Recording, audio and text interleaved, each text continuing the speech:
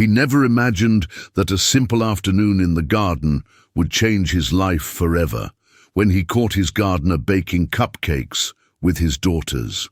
Hi, I'm John Parker, and today's story will touch your heart. Don't forget to subscribe to the channel, give your like, it means so much to me, and leave in the comments which city or country you are listening from. Now, let me take you to a place in Charleston, South Carolina, where the wealthy mansions line the streets like silent guardians of secrets too heavy to carry. Among them stood the Parker estate, a mansion that looked proud from the outside but carried the shadows of loneliness inside. Ethan Callahan, a young millionaire widower of only 30, had everything that money could buy.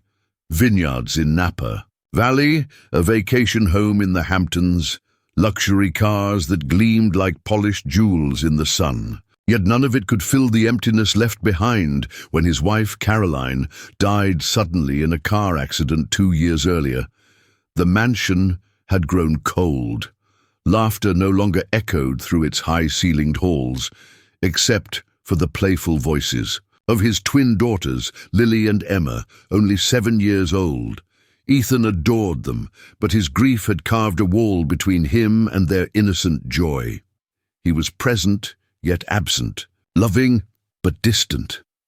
That's when Sophie Miller entered their lives, a humble gardener in her mid-20s who had recently been hired to care for the estate's vast grounds, with light hair always tied half up and work clothes that never tried to hide her simplicity.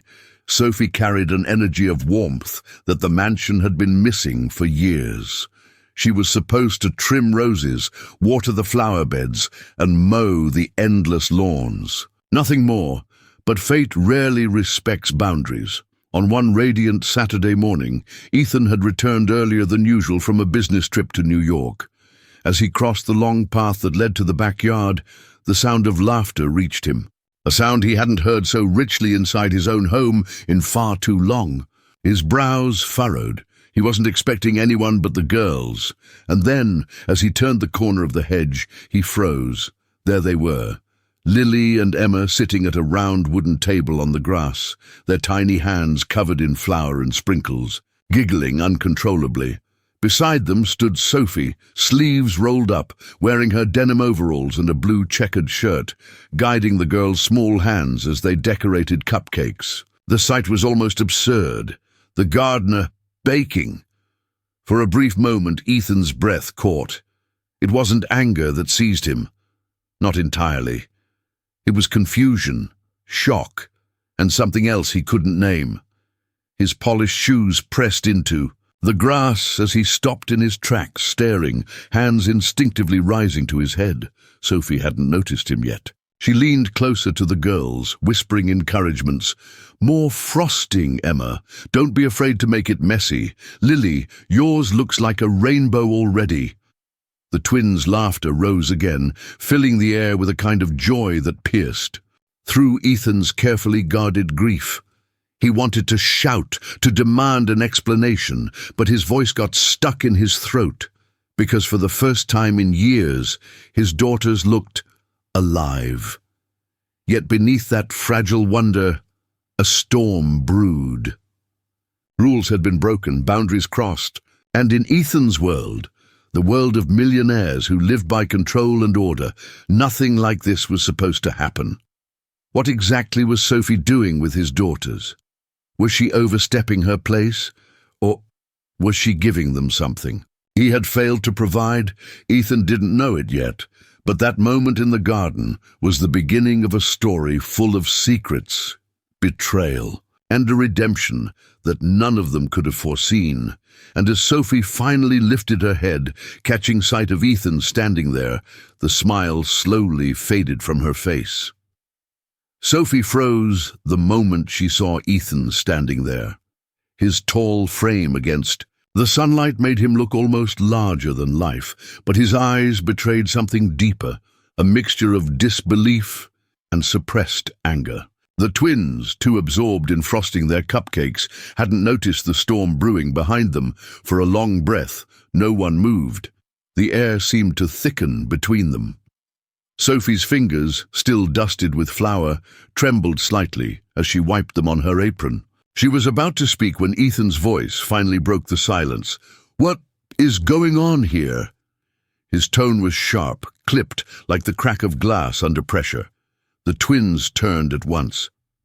"Daddy!" Lily squealed, her cheeks glowing, pink with sugar and laughter. "Look, Sophie helped us make cupcakes. Isn't it fun?" Emma raised her little hands in triumph, showing off a cupcake with rainbow sprinkles. "Mine has stars." Ethan's gaze darted from his daughter's bright faces to Sophie's anxious expression. She opened her mouth carefully. "Mr. Callahan, You're the gardener." Ethan cut her off, his voice colder than he intended. "Not a nanny. Not a chef. Who told you it was acceptable to do this?" The joy in the twins' eyes dimmed instantly. Lily's smile faltered. Emma lowered her cupcake. Their father's words, though not directed at them, carried enough weight to crush the moment's happiness. Sophie swallowed hard, her chest tightening. "I didn't mean to overstep. They saw me during my break and asked if I knew how to bake. I thought—" "You thought wrong," Ethan interrupted, taking a step closer. His polished shoes sank slightly into the lawn. "I don't pay you to play house with my daughters." The harshness in his words cut deeper than he realized, not just for Sophie, but for the little girls who now looked between their father and the woman who had, for a brief moment, felt like a friend. "Daddy, don't be mad at her," Emma whispered, her small voice trembling. "She made us laugh, we were happy." Those words pierced Ethan's chest like a blade. Happy. When was the last time his daughters had said that? Guilt flickered in his heart, but he buried it under the weight of authority. He couldn't let boundaries blur. Not now. Sophie lowered her gaze, her light hair falling slightly into her face. "I'm sorry," she murmured, her voice steady though her heart raced. "It won't happen again." Ethan wanted to accept that apology and end the conversation, but something in her tone unsettled him. She wasn't just apologizing for baking cupcakes. It felt heavier, almost as if she was hiding something. He turned away abruptly, his hands still pressed against his temples. "Clean this up, both of you. Upstairs now," he commanded, pointing toward the house. The twins obeyed reluctantly, carrying their unfinished cupcakes with them, their small shoulders drooping as they disappeared through the sliding doors. The backyard was quiet again, except for the distant chirping of birds and Sophie's shallow breathing. "You don't understand," Sophie said softly, almost to herself. Ethan's head snapped back toward her. "What did you say?" She hesitated, then shook her head quickly. "Nothing. I'll clean up." But Ethan knew he had heard her. His instincts, honed from years of negotiating business deals and navigating betrayals in boardrooms, told him there was more behind those words. That night, after putting the twins to bed, Ethan found himself pacing his office. The smell of old leather and whiskey filled the room as he poured himself a drink, though he hardly touched it. His mind replayed the scene in the garden, again and again. Sophie's smile, the girls' laughter, and that unfinished sentence, "You don't understand." Understand what? He leaned back in his chair, staring at the portrait of his late wife above the fireplace. Caroline had loved baking with the girls. She used to bring the kitchen alive with laughter and the smell of sugar and cinnamon. Could that be why the twins gravitated toward Sophie? Was she unknowingly filling a void that Caroline's death had left behind? And yet, there was something in Sophie's eyes when she looked at him, something guarded, almost as if she knew a truth that belonged to his family, not hers. The more Ethan tried to shake the thought, the more it gripped him. Sophie was not just a gardener. There was something more, and he was determined to find out what it was. The next morning he decided he would confront her differently, not with anger, but with control. If there was a secret in his house, he would uncover it, no matter what. But what Ethan didn't know was that Sophie was wrestling with a choice that could shatter everything he believed about his past. And soon, the truth she carried would force Ethan to question not only her place in his mansion, but also the story he thought he knew about his late wife. The morning sun stretched across the Callahan estate, turning the dew on the grass into diamonds. But inside the mansion, the atmosphere was far from sparkling. The twins padded down the staircase in their pajamas, unusually quiet, clutching their stuffed animals as if silence might shield them from the tension hanging in the air. Ethan sat at the head of the long oak breakfast table, his tablet open but untouched. He glanced at his daughters, their usual chatter absent, and guilt pricked at him again. He had wanted order, discipline, respect for boundaries, but what he had gotten instead was distance.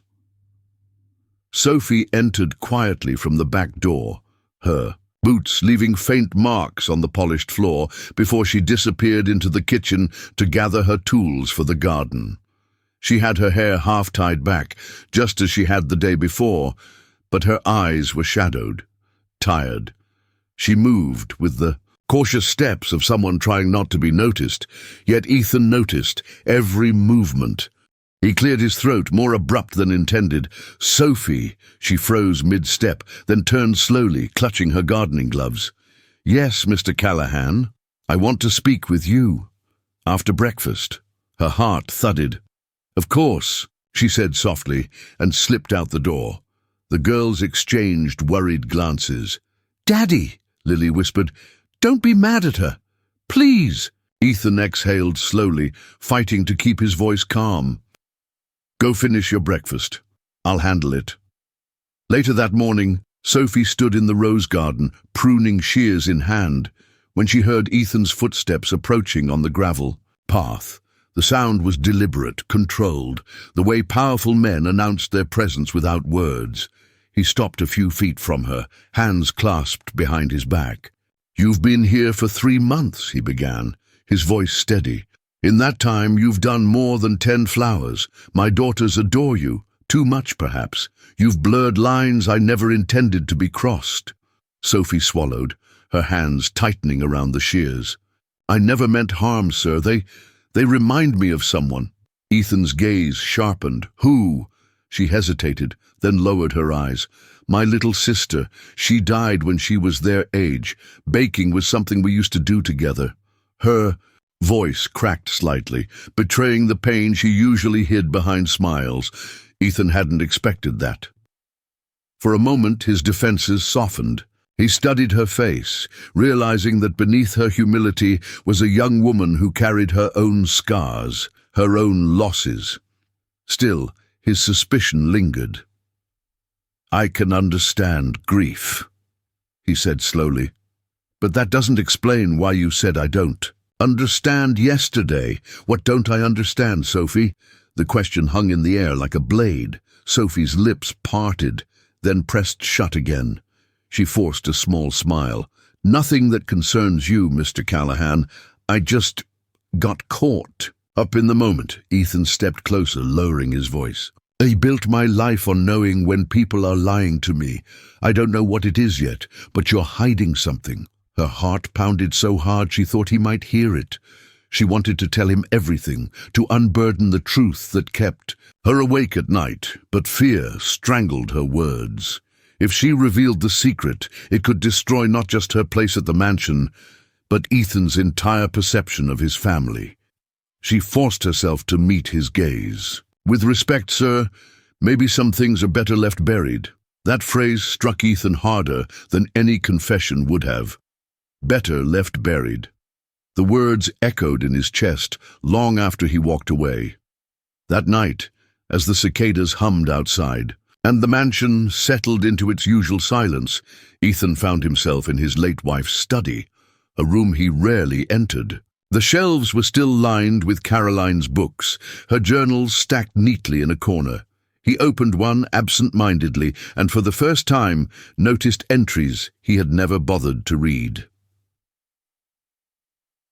June 14th. Sophie came by again today, I don't know if I can keep this from Ethan much longer." Ethan froze. The name seared into his mind. Sophie. He flipped further, his hands trembling. She promised she would take care of the girls if anything ever happened to me. But how can I explain this to Ethan? He wouldn't understand. His chest tightened. Caroline had written this months before her accident. Sophie wasn't just a gardener who happened to find a job at the mansion. She had known Caroline. She had promised her something. Something Ethan had been left in the dark about. The pieces began to shift in his mind, forming a picture he didn't want to see. Why had Sophie never told him? And why had Caroline kept it from him? His pulse raced. This wasn't just about cupcakes. This was about a secret buried in his own home, one that linked his late wife and his gardener in ways that threatened to unravel everything he thought he knew. The following morning, Ethan confronted Sophie again, this time with Caroline's journal in hand. He found her kneeling in the garden, pulling weeds, her hair falling into her face. He dropped the journal onto the soil beside her. "Care to explain why my wife wrote about you before she died?" Sophie's blood ran cold. Her fingers gripped the earth as if it might swallow her whole. Slowly she raised her eyes to meet his. Tears welled, but her voice remained steady.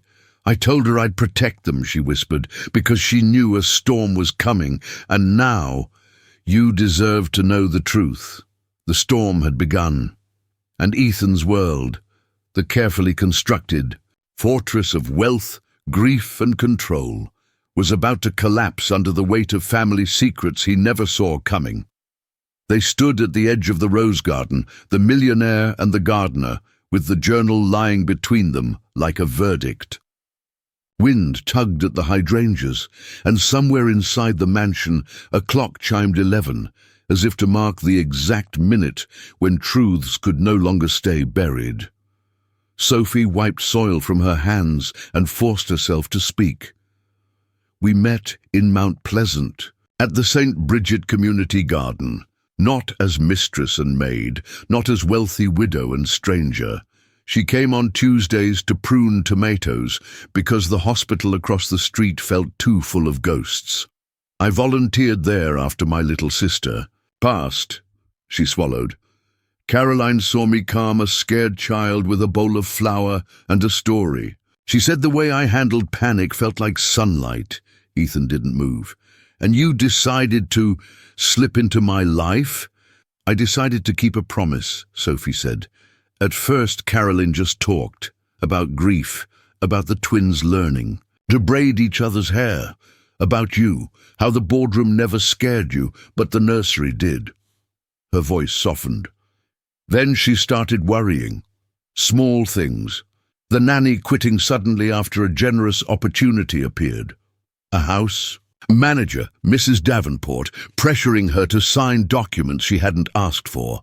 A family friend showing up unannounced to check on the girls. Who?" Ethan's jaw tightened. "Graham," she said, barely above a whisper. "Your father's old partner, the one who still controls a corner of Callahan Holdings. He called himself an uncle to the twins. Caroline said he made her feel watched, like a man counting pieces on a chessboard." Ethan took a step back, as if the name itself had stung him. Graham Whitcomb had been around his family since Ethan could remember. Sunday bourbon, yacht fundraisers, a slice of the company's earliest triumphs. Trust built on decades, not days. "Graham adored Caroline," Ethan said slowly. "He brought lilies after the funeral. He also brought papers before it," Sophie answered. "Caroline told me he was orchestrating something legal. Backup custody arrangements in case you were unfit, his word, not mine. There were whispers of a trust instrument he wanted her to amend. If you were ever deemed unstable or negligent, guardianship of the children could be contested. The amendment would hand broad discretion to an external trustee. Caroline never signed. She was waiting to show you proof." Ethan's hands curled. "Proof," Sophie nodded. "On a USB drive. Photos of drafts, messages from Davenport, meeting notes Graham wasn't careful with. In one note he wrote, "Perception is everything. If he looks unstable, court looks elsewhere." She was scared, Ethan, not of you, of the story they were building around you.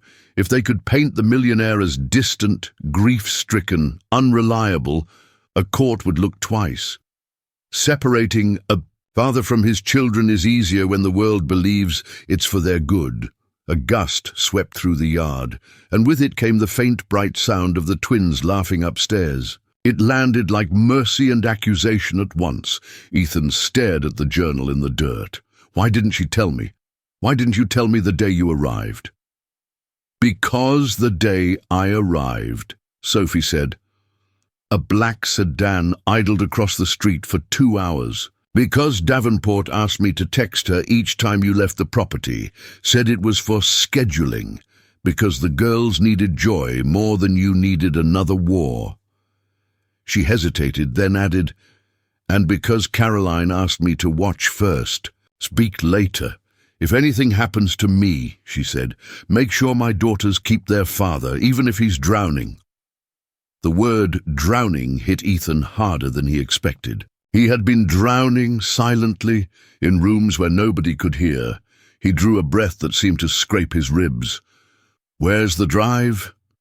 Sophie glanced toward the potting shed near the azaleas. "Hidden where nobody like Graham would look, in a cracked terracotta planter under a red camellia. I didn't want to keep it near the house in case Davenport snooped. I checked it every week. It was there on Wednesday." "We're getting it now," Ethan said, already moving. "If what you're saying is real, I won't let anyone touch my girls. Not a board, not a trustee, not Graham." They crossed the lawn in a blur of breath and gravel, crunching under shoes.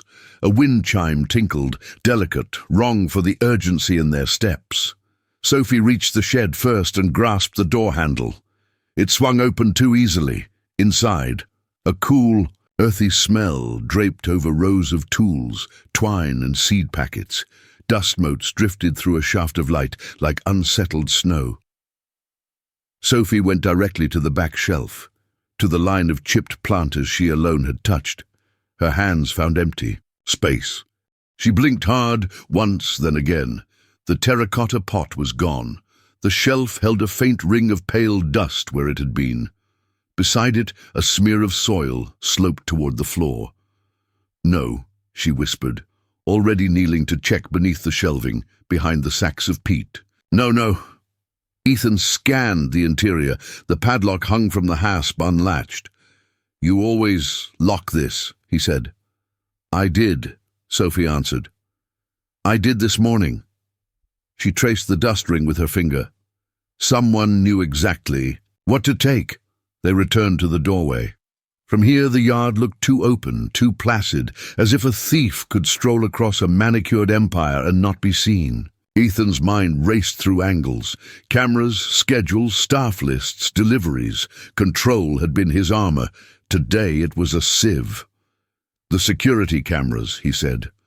"There's one on the south eave." They hurried to his study, the room, still heavy with leather and Caroline's portrait. Ethan tapped keys, eyes narrowing at the monitor. A sequence of squares filled the screen. Driveway, porch, pool, south lawn. The south eave cam brought up a buffering icon and then a grey screen. "Offline," he muttered. He clicked logs. "Since 6:03 a.m. today." Sophie steadied herself on the desk. "That's when Davenport opens the gate for the landscapers." As if summoned, the study door knocked lightly and Mrs. Davenport glided in, her expression carved from polite marble. "Sir?" The nanny cancelled. "Oh, for the afternoon. I've taken the liberty of calling Ms. Renee as replacement. She's available at 2. You did say the twins needed more structure." Ethan stood so quickly the chair snapped backward. "I said no changes without my approval." Davenport's brows lifted a fraction. "Of course, just trying to help. Oh, one of the garden planters cracked beyond repair. I had maintenance dispose of it. Ugly thing." Sophie felt the ground pitch. "Which planter?" Davenport tilted her head. "Does it matter?" "The broken one." "Bring it back," Ethan said, voice iron. Now, the house manager's smile thinned. I'm afraid it's already gone to the dump, sir. Ethan stepped closer, enough that Davenport finally had to tilt her chin. Then you'll call and retrieve it, and you'll provide me the maintenance log and the names of everyone who entered the grounds this morning. Also, why is the South Eve camera offline? Davenport's eyes flicked to the monitor, then back, as if she'd just noticed a painting hung askew. Technical glitch. The landscapers may have bumped a line. Call them, Ethan said. Have them return. Now. A silence settled, taut as a violin string. Davenport inclined her head, turned, and left as quietly as she'd come. Sophie's heartbeat thundered in her ears. She took it, she whispered. Or she knows who did. Ethan pressed his palms against the desk, knuckles pale. The millionaire, who had conquered markets and mergers, was now wrestling a simpler, sharper math. If Davenport was working with Graham, then the story being built around him, distant father, house in chaos, staff correcting his lapses, wasn't an accident. It was a strategy. He looked at Caroline's portrait. Her painted smile seemed smaller than he remembered. You said Caroline feared a legal move. She did, Sophie replied. A petition to appoint a temporary guardian for the children if there were concerns about your judgment. Rumors, orchestrated incidents, staff statements, all perception. Caroline was waiting for the right time to bring you everything. The day she chose, she never made it home. The room chilled. Are you saying her crash? I'm saying she left my garden with the drive in her purse, Sophie said, her voice tight. She texted me at 4:12 p.m. that she was coming straight here. By 5:03, your lawyer called to say there'd been a collision on Ravenel Bridge. The purse was missing in transit. The report said it must have fallen. I searched. I asked. I couldn't prove anything. Ethan's breath came thin and sharp. He saw it all in shards, the bridge, the flashing lights, a purse that wasn't there when it should have been. He had accepted tragedy because tragedy had seemed easier than suspicion. A small knock pecked at the doorframe. Emma stood there with Lily, both children in socks that slid on the rug. Daddy, Emma said carefully, is Sophie in trouble? We don't want her to go. Sophie turned, every line of worry softening at the sight of them. No one's going anywhere, Ethan said, and for the first time it sounded like a vow. Not a dodge. Can we finish our cupcakes later? Lily asked. We saved some sprinkles. Later, Ethan promised. Close the door, honey.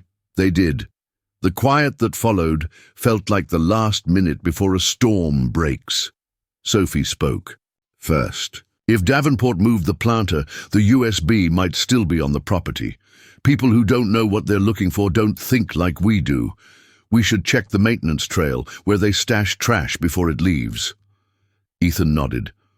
Tool corridor, north side, and the loading bay. They were halfway to the hall when a new sound cut through the mansion.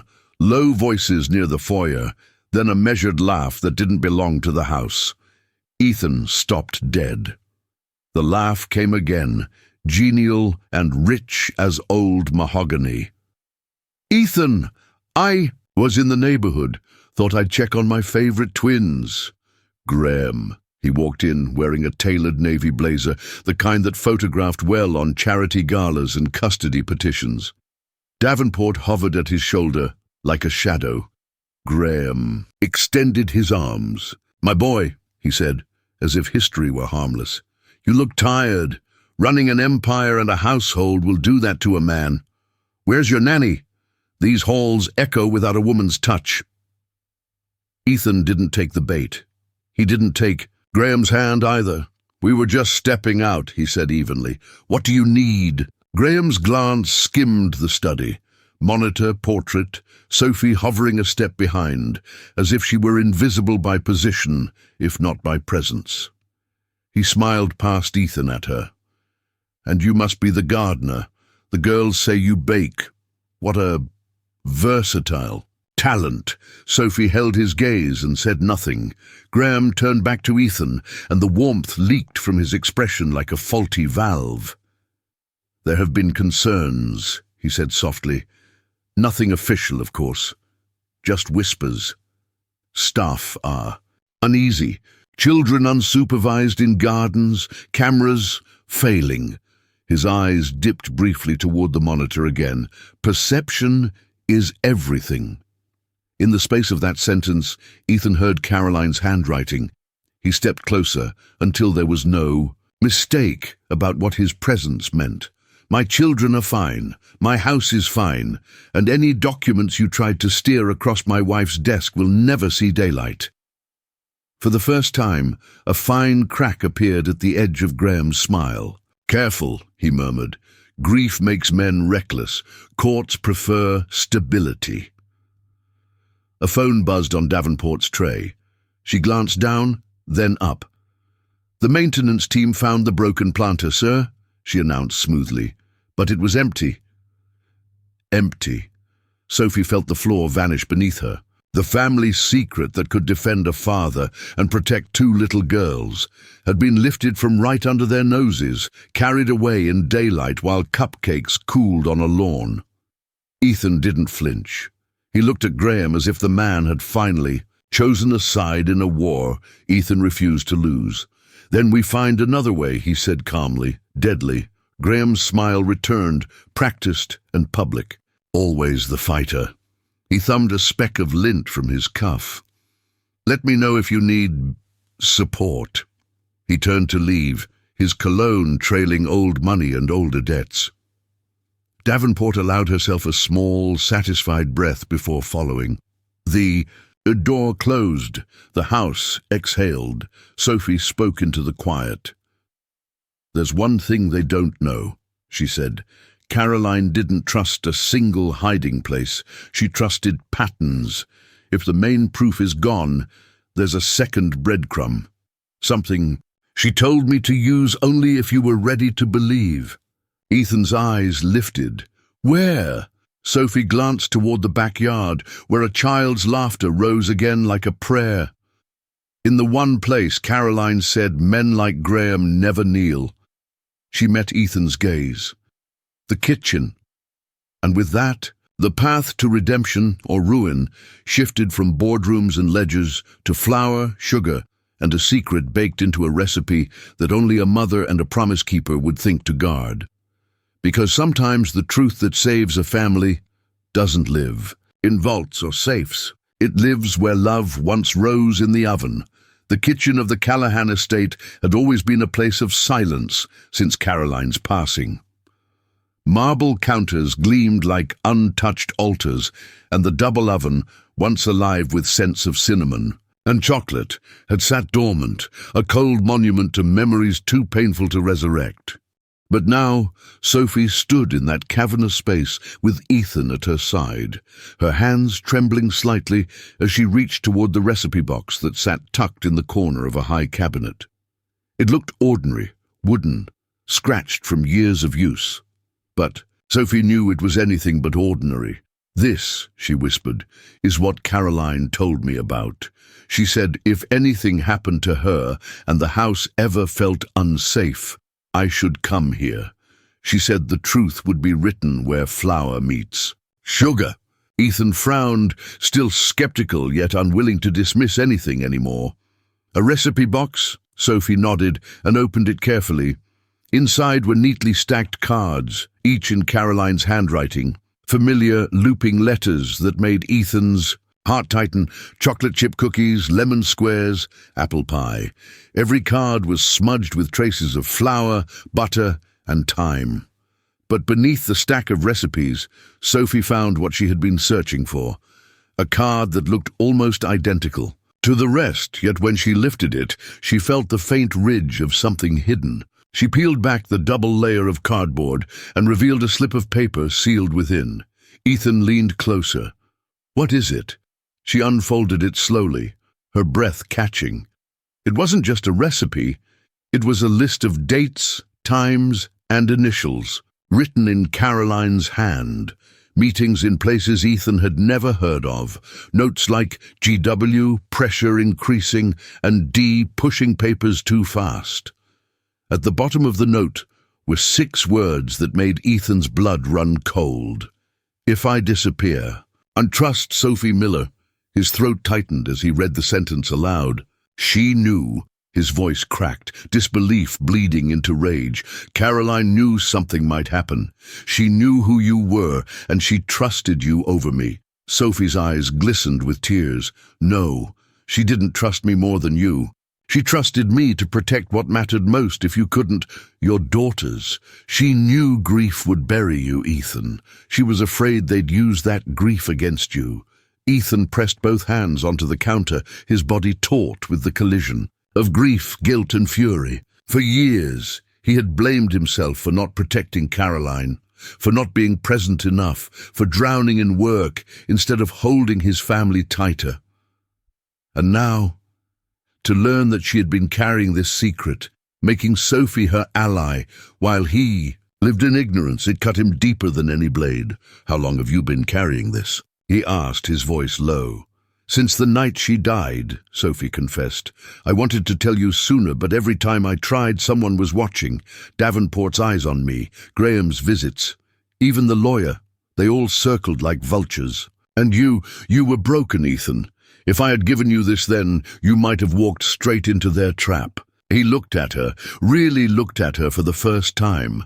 Not as the gardener, not as an intruder into his children's laughter, but as a young woman who had chosen to shoulder a burden that wasn't hers. She had been their silent protector, keeping a promise he hadn't even known existed. A sound broke the moment, the slam of a door somewhere near the front of the house. Ethan's head snapped toward it, instincts flaring. Sophie shoved the recipe card back into the box and slid it shut just as footsteps echoed across the marble floor. Mr. Callahan? Davenport's voice floated into the kitchen, smooth as silk. I heard noises. Everything all right? Ethan straightened, the box already hidden behind him.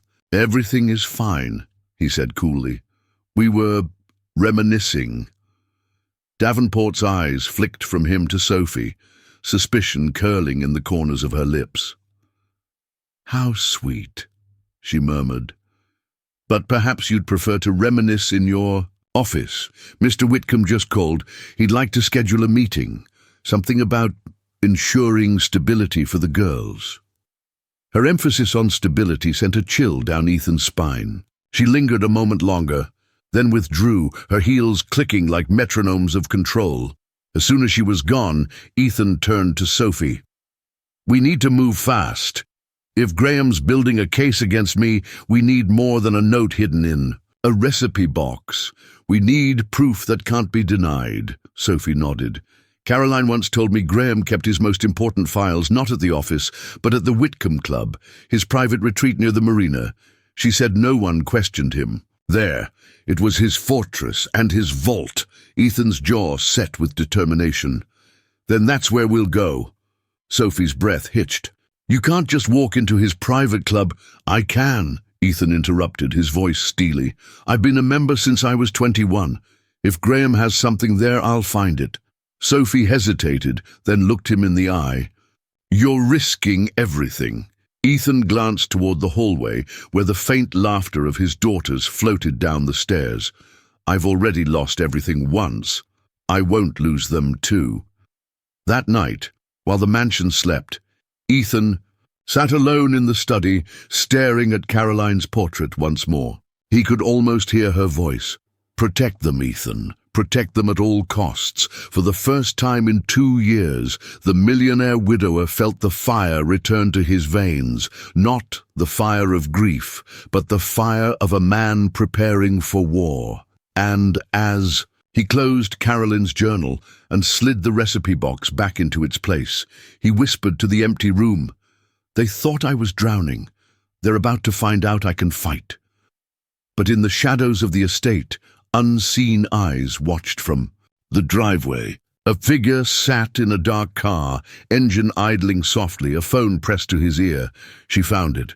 The voice murmured, Yes, with Ethan. They'll make their move soon. A pause. A faint chuckle. Don't worry. We'll be ready. The Whitcomb. club sat on the edge of the Charleston Marina like a fortress of wealth, its white columns gleaming under the moonlight, its balconies draped in shadows. To the untrained eye, it was a retreat for the elite, cigar smoke curling from the terrace, jazz drifting from the lounge, waiters gliding with silver trays. But Ethan knew better. He had spent his early years here, learning the language of power in whispered conversations and discreet handshakes. If Graham Whitcomb had secrets worth burying, they would be buried here. Ethan parked his black Maserati a block away, choosing anonymity over grandeur. Beside him, Sophie tugged nervously at her denim jacket, her hair pulled back tighter than usual, as though bracing herself for battle. "You don't have to be here," Ethan said, his voice low, his eyes fixed on the glowing facade of the club. "I do," Sophie replied firmly. "Caroline trusted me with this. If there's something inside that club, then I need to see it through. For her, for the girls." Ethan studied her face, the steadiness in her eyes, the way her fear didn't weaken her but sharpened her. He nodded once. "Stay close, and if I say we leave, we leave." They entered through the side entrance, Ethan flashing his lifetime membership card to the doorman, who barely glanced at Sophie before tipping his head in deference. Inside, the air was thick with cigar smoke and bourbon, portraits of dead men staring down from mahogany-paneled walls. Laughter and music floated from the main lounge, but Ethan guided Sophie past it, deeper into the restricted halls where silence reigned. "This way," he murmured, leading her down a corridor lined with brass plaques. He knew Graham kept a private office upstairs, one accessible only to the inner circle. Ethan had been in it once, years ago, and had never forgotten the hidden door disguised as a bookcase. When they reached the stairwell, Sophie froze, clutching his sleeve. Voices drifted from above, two men speaking in hushed tones. Ethan motioned for her to stay silent as he strained to listen. "The petition will be filed by next week," one voice said. "With Davenport's statement and the footage, the judge won't hesitate. And the twins," another voice asked, "they'll be safer with Graham as guardian. Everyone knows Ethan's been unstable since Caroline's death. The board supports it. The optics are perfect." Sophie's breath caught, her nails digging into Ethan's arm. He felt his stomach twist. This was worse than he imagined. They weren't planning. They were ready. As the footsteps retreated down the hall, Ethan whispered, "Come on." Upstairs, he led Sophie to the far end of the corridor where Graham's office door loomed. It was locked as expected, but Ethan reached behind a nearby sconce and retrieved a small brass key, his memory serving him well from nights of too much whiskey and careless conversations. Inside, the office was everything Graham was. Calculated elegance. Shelves lined with books that had never been read, a bar cart stocked with top-shelf liquor, and a massive oak desk that dominated the room. But Ethan's eyes went straight to the bookcase on the far wall. "Help me," he whispered. Together, he and Sophie pushed the shelf outward until it revealed a narrow space behind it, a hidden filing room, steel cabinets gleaming under the faint light. Sophie's pulse thundered in her ears. This is it. They searched quickly, rifling through drawers labeled with years and initials. Sophie pulled one open and froze. "Ethan, look." Inside were folders marked C. Callahan. She opened the top file, her hands shaking. Photographs spilled out. Caroline entering Sophie's community garden, Caroline leaving the estate with her purse in hand, Caroline arguing with Davenport outside a lawyer's office. Every image was time-stamped, every movement documented. "They were watching her," Sophie whispered. "Every step." Ethan's jaw clenched as he flipped through the next folder. This one contained draft petitions, legal documents with his name at the top. Words like custody, guardian, instability leapt off the page. But the most chilling was the signature line, Caroline's name forged in perfect imitation. She never signed this, Ethan said, his voice low, dangerous. Graham was building the case before she even died, Sophie added. And he was going to make it look like she supported it. Ethan shoved the folder into his jacket. This is enough to destroy him. But as he reached for another file, a sharp click echoed behind them. They turned slowly to see Graham himself, standing in the doorway flanked by two men in tailored suits, their silhouettes blocking the only exit. Well, well, Graham drawled, his smile sharp as a knife. I was wondering how long it would take you to find the skeletons. Caroline always underestimated my foresight. But you... His eyes slid to Sophie. You're becoming a real inconvenience. Sophie straightened, fear battling defiance. Caroline trusted me to protect her daughters, and you won't take them. Graham's smile thinned. Sweet girl, protecting them isn't your choice. It's mine. Ethan's fists clenched, his fury barely contained. Over my dead body. Don't tempt me, Graham said softly. As his men stepped forward, the air in the room grew heavy, the scent of leather and bourbon suffocating. Sophie's heart raced as Ethan shifted subtly, positioning himself between her and Graham's men. The files burned like fire in his jacket pocket, the proof they needed, the weapon that could end this war.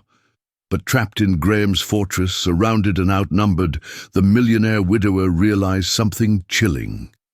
Getting the evidence was only half the battle. Getting out alive with it would be the fight of their lives. The silence in Graham's office was so sharp it cut like glass. The air reeked of bourbon and danger. Ethan's pulse hammered as Graham leaned against the doorframe, two men in black suits flanking him like shadows. Sophie's fingers tightened at her sides, nails digging into her palms to keep her fear from showing. You always were predictable, Ethan, Graham drawled, his voice smooth as polished mahogany. You storm in, fists ready, convinced you can outmuscle the truth. But this isn't a boardroom negotiation. This is family, and family can be rewritten. Ethan's jaw locked. You forged her signature. You stalked her. You drove Caroline into fear. That's not family, it's treachery. Graham's smile sharpened. Caroline was weak. She didn't understand the responsibility that comes with money. But I do. And I won't let her softness ruin the Callahan legacy. The girls deserve guardians who can raise them with strength, not sentimentality. Sophie stepped forward before Ethan could stop her. Her voice, though trembling, cut through the room like a blade. Strength? You mean control? Caroline told me she felt hunted by you, that every move she made was a performance for your benefit. She begged me to watch over her daughters if anything happened to her, and I swore I would. Graham's eyes darkened, the mask of charm slipping. Promises whispered in gardens mean nothing in court. What matters are documents, records, staff testimonies. The world already sees Ethan as a grieving drunk who can't manage his own home, and you... His gaze raked Sophie, dismissive and cruel. You're nothing. A gardener with dirt under her nails. Do you really think anyone will believe you over me? Ethan moved then, stepping squarely between Graham and Sophie. His voice, low and steady, carried a steel that shook even his rival. They don't have to believe her. They'll believe these. He tapped his jacket where the forged petitions hid. The proof is in your own handwriting, Graham. The signatures, the surveillance, the lies. This ends tonight. For the first time, Graham's smirk faltered. His men exchanged a brief glance, uncertainty flickering in their eyes, but Graham quickly recovered, clapping his hands softly. Take it from him. The bodyguards advanced. Ethan braced, years of controlled anger fueling his every move. The first man reached for his shoulder. Ethan pivoted, slamming his elbow into the man's ribs before shoving him into the desk. papers scattered like snow. The second man lunged towards Sophie, but she ducked, grabbing the heavy brass bookend from the shelf and swinging with all the force of desperation. It cracked against his temple, sending him stumbling. Ethan seized the moment, gripping Sophie's hand. "Run!" They bolted through the narrow hall behind the bookcase, the sound of footsteps pounding after them. Down the staircase, through the corridors, voices barked orders behind them, radios crackling with alerts. The Whitcomb Club, once a sanctuary of polished silence, now throbbed with chaos. "Here!" Ethan pulled Sophie through a side door that led to the service kitchen. A startled chef dropped a tray as they barreled past, slipping into the alley behind the club. The cool night air slapped their faces, but there was no time to breathe. Headlights flared at the end of the alley. A black SUV blocked their path. Graham's men spilled out, their shadows stretching long across the pavement. Trapped. Sophie's chest heaved. "Ethan," he squeezed her hand tighter. "Trust me." Instead of retreating, Ethan charged forward. The sudden move caught the men off guard.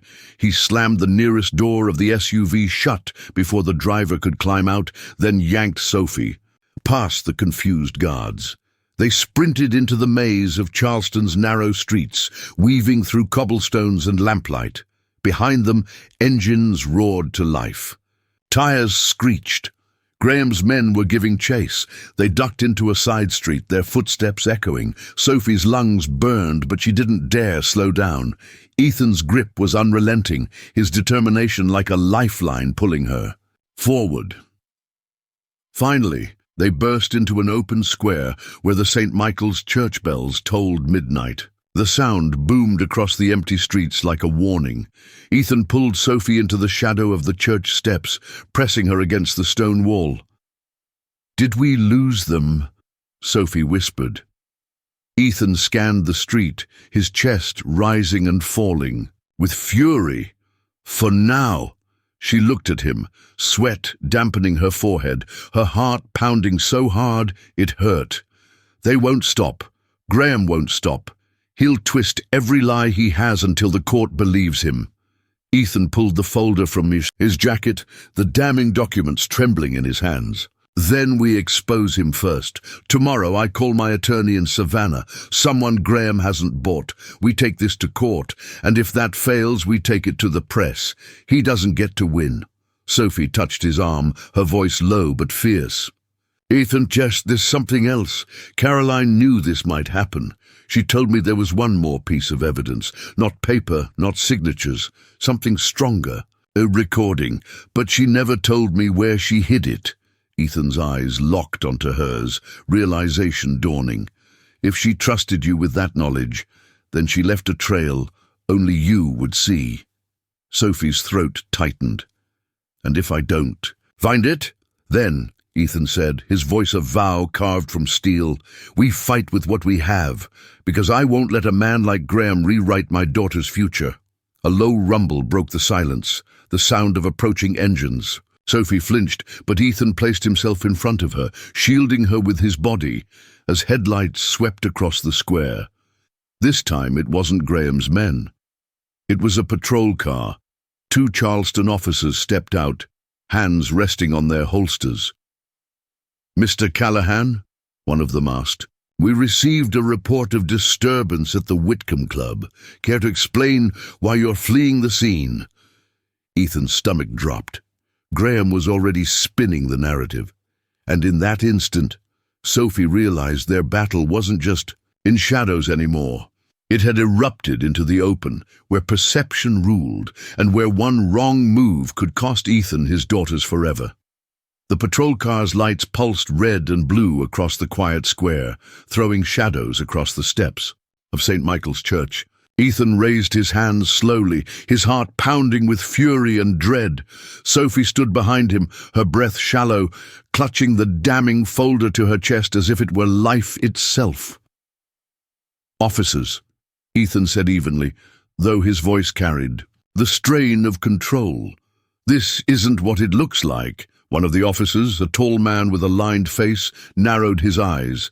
"Funny, because it looks like Charleston's most prominent millionaire was just caught running from the Whitcomb Club, where we got a call about an altercation and trespassing. Sophie's pulse quickened. Graham, he planted this. The second officer, younger and sterner, took a step forward. We'll need you both to come with us. Ethan's jaw clenched. You don't understand. Graham Whitcomb. Mr. Whitcomb is the one who placed the call, the younger officer interrupted sharply. Said you broke into his private office, that you assaulted his staff. Sophie's stomach dropped. Graham had laid the trap perfectly. Listen to me, Ethan said, his voice rising with urgency. Those men aren't staff. They're enforcers. Graham has been conspiring against my family. The older officer lifted a hand, silencing him. His eyes softened, but only slightly. Mr. Callahan, you need to lower your voice. You're already walking a fine line. For your daughter's sake, let us handle this properly. The mention of his daughters hit Ethan like a blow. He swallowed hard, his shoulders tensing. Where are they now? At home, I presume, the officer said. Sophie stepped forward, unable to stay silent. They're not safe at home. Caroline knew Graham was planning this. She left proof. Ethan and I just found forged petitions, surveillance, everything. If you take us in, he'll destroy that evidence before morning. The younger officer's eyes flicked to her, skeptical. And who are you? Sophie straightened her back, her voice trembling but strong. Sophie Miller. I was Caroline's confidant. Before she died, she asked me to protect the girls. I made a promise, and if you take us in now, you'll be handing them over to the very man she feared most. The older officer studied her, his gaze piercing. Then, almost imperceptibly, he nodded. You have 1 hour. Whatever you think you can find to prove this, find it. After that, we can't look the other way. The younger officer gaped. Captain, not a word, the older man cut him off, then turned back to Ethan and Sophie. Go, make it worth the risk. They didn't waste a second. Ethan grabbed Sophie's hand, pulling her into the narrow side streets that wound like veins through the historic district. They moved quickly, hearts racing, until they reached his car. The Maserati roared to life, carrying them back toward the estate. Sophie clutched the folder tightly. The recording Caroline mentioned, it has to be somewhere tied to the girls. She wanted it safe, but hidden where Graham would never look. Ethan's mind churned. Where children play, men don't kneel. You said she left breadcrumbs. Yes, Sophie breathed. Patterns. They pulled into the driveway of the Callahan mansion, headlights sweeping across the grand facade. The house loomed like a fortress, but tonight it felt fragile, vulnerable. Sophie and Ethan hurried inside, every creak of the floorboards amplifying their tension. In the playroom, toys were scattered across the carpet, dolls, building blocks, coloring books. Sophie's eyes darted around, searching. She knelt by the twins' small wooden play kitchen, her fingers brushing across the toy oven door. Slowly, she pulled it open. Nothing. Her heart sank. Then she noticed the dollhouse in the corner, its windows painted with tiny flowers. Sophie lifted the roof gently, her breath catching when she saw a small compartment hidden beneath the second floor. Inside lay a tiny voice recorder, dusty but intact. Her hands shook as she pressed play. Caroline's voice filled the room, fragile yet fierce, recorded in a rush. If you're hearing this, something has happened. Graham is planning to take the girls from Ethan. He's building a case with forged documents and lies. I've kept proof, but if it disappears, this recording is the truth. Ethan is a good father. He is grieving, but he is strong. Please protect him, protect our daughters. And Sophie, if it's you who finds this, thank you for keeping your promise. Ethan's throat tightened as Caroline's voice faded. He closed his eyes, gripping the wall to steady himself. For a moment, it felt as if she were standing in the room again, shielding him and the girls with her love. Sophie wiped her tears quickly. This is it, the final piece. With the files and this recording, Graham can't win. But before Ethan could answer, the sound of a car engine growled outside. Headlights swept across the windows. Sophie stiffened, clutching the recorder. "Who is it?" she whispered. Ethan pulled her toward the window. A black SUV idled at the gate, its engine rumbling like a warning. And as the door opened, Davenport stepped out, her eyes sharp, her phone pressed to her ear. "They're here," she said into the receiver. "I'll make sure they don't leave with anything." The storm had arrived at the Callahan estate. And this time, it wasn't just secrets or papers on the line. It was survival. The front doors of the Callahan mansion swung open with a force that rattled the chandelier above the foyer. Davenport's heels clicked across the marble floor like a metronome of control, her posture upright, her eyes sharp as glass. Behind her, 2 men in dark jackets followed in silence, men Ethan didn't recognize, but whose intent was clear. Ethan instinctively stepped in front of Sophie, shielding her and the recorder she clutched against her chest. The twins, awakened by the noise, peeked nervously from the top of the staircase, their small faces pale with confusion.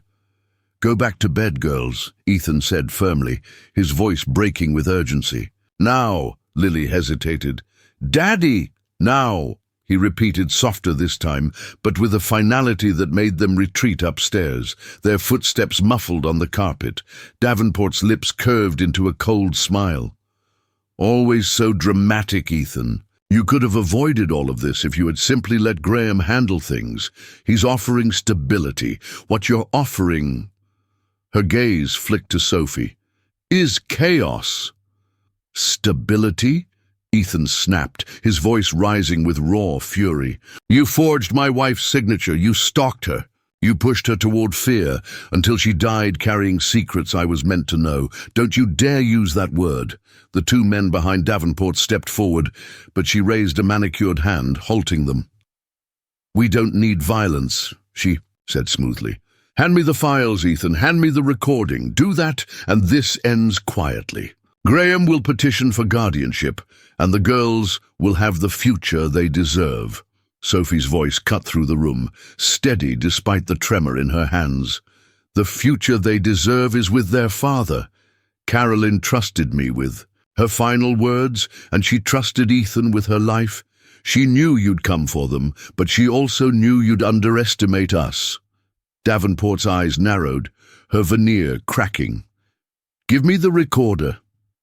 Ethan's gaze burned as he stepped closer. "You'll never touch it. Not while I'm breathing." The tension snapped. One of Davenport's men lunged, reaching for Sophie. Ethan reacted instinctively, slamming the man into the wall with a surge of strength fueled by years of grief and rage. The second man rushed forward, but Sophie, fueled by desperation, swung a heavy candlestick from the console table, catching him across the shoulder. He stumbled, groaning in pain. "Run!" Ethan shouted, grabbing Sophie's hand. They sprinted toward the study, Davenport's furious voice echoing behind them. "Don't let them leave this house." Inside the study, Ethan slammed the door and threw the lock, his breath ragged. Sophie clutched the recorder to her chest, her eyes wide. "With adrenaline, they won't stop," she whispered. "Not until Graham has the girls." Ethan pressed his hands against the desk, staring at Caroline's portrait above the fireplace. For the first time, he didn't see grief in her painted eyes. He saw resolve. A memory surfaced. Caroline's laughter as she baked with the girls, her voice teasing him when he fumbled with flour. She had always believed in him, even when he doubted himself. He turned to Sophie, his voice calm but fierce. "Then we don't just protect them. We expose them tonight." "How?" Sophie asked, trembling. He held up the recorder. Caroline's voice. "It's enough, but we need witnesses." He grabbed his phone, dialing quickly. "I'm calling Captain Hayes, the officer who gave us that hour. He's the only one who might still be on our side." The line clicked. "Ethan," Hayes's gravelly voice answered, "tell me you've got something." "I've got proof," Ethan said, his voice urgent. "Caroline's voice on tape. Forged documents, everything. But Graham's people are in my house right now. You need to get here before they destroy it all." Hayes cursed softly. "Hold tight. I'm on my way. 20 minutes. Ethan ended the call just as the pounding began on the study door. Davenport's voice hissed through the crack. "You think you can outplay us, Ethan? By the time your little recording makes it to court, Graham will already have custody. And you—" Her voice sharpened like a blade. "You'll be painted as the unstable millionaire who let grief blind him. They'll strip you of everything." Ethan's eyes flicked to Sophie, who shook her head firmly. "She's wrong. Carolyn's voice is the one thing they can't twist. It's raw. It's real." The door shuddered again under the weight of the men trying to force it open. Ethan took Sophie's hand, gripping it tightly. "Then we survive until Hayes gets here, no matter what it takes." At that moment, the twins screamed from upstairs, a piercing cry that froze Sophie's blood. Davenport's men had reached them. Ethan's heart dropped, rage consuming him. "No!" he growled, throwing his shoulder into the door. The wood cracked, the lock straining under the force. Sophie clutched the recorder, praying it wouldn't shatter. The door burst open, splinters flying. The final confrontation had arrived, one that would decide not just the fate of Ethan and Sophie, but the lives of two little girls who had already lost too much. The mansion roared with chaos, shouts, footsteps, the terrified cries of Lily and Emma echoing from upstairs.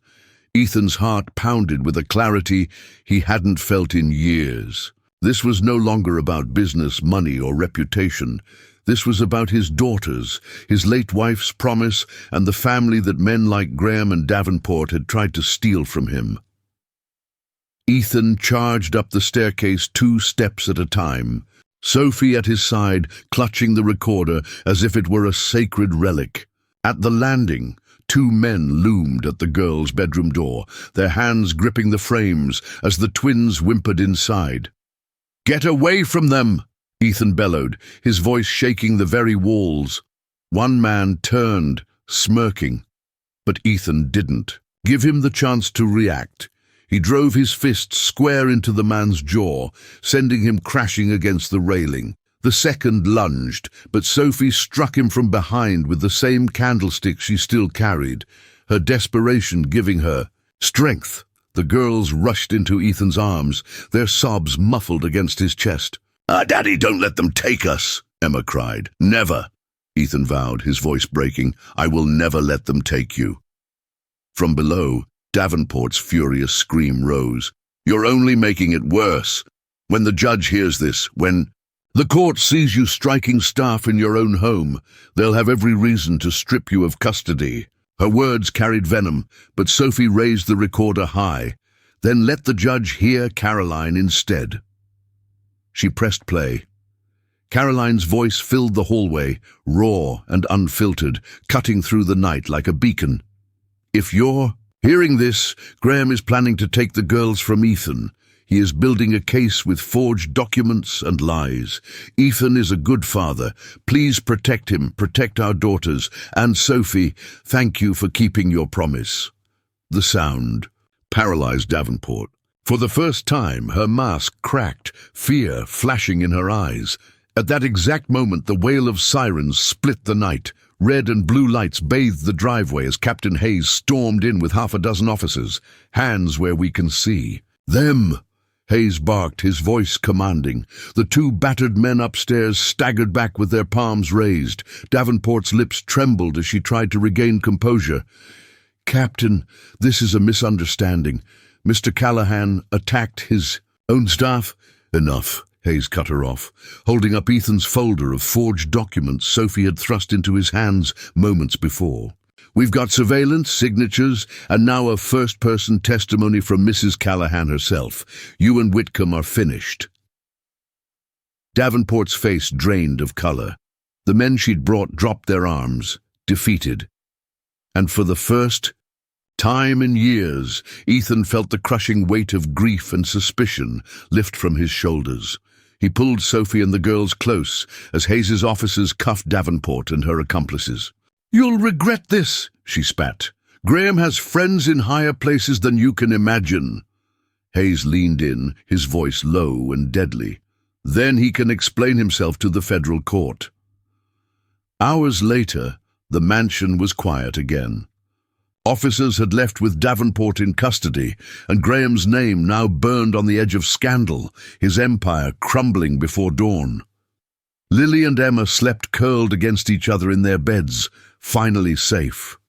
Ethan stood in the study, gazing at Caroline's portrait one last time. He felt her presence in the room, her voice lingering in his heart. He turned to Sophie, who stood in the doorway, exhaustion etched across her young face. "You kept your promise," Ethan said softly. Sophie shook her head. "No. We did. Caroline always believed you were stronger than grief, Ethan. Tonight, you proved her right." He reached for her hand, his eyes glistening. "I couldn't have done it without you." The moment lingered, two souls bound by loss, but also by redemption. Sophie glanced toward the sleeping girls upstairs. "They'll grow up knowing the truth, and that's all Caroline ever wanted." Ethan nodded, his voice breaking as he whispered, "And now, they'll grow up knowing they're safe." The story drew to its end, but not without a reminder. I'm John Parker, and remember, every story hides a truth. His voice softened, wrapping around the listener like a warm hand. If this story touched your heart, don't forget to subscribe to the channel, leave your like, and share it with someone who needs hope today. And please leave in the comments where you are listening from. We are building a family of hearts across the world, one story at a time. And with that, the tale of a millionaire widower, a humble gardener, and two daughters caught between betrayal and redemption came to its close, not with the silence of grief, but with the promise of a new beginning.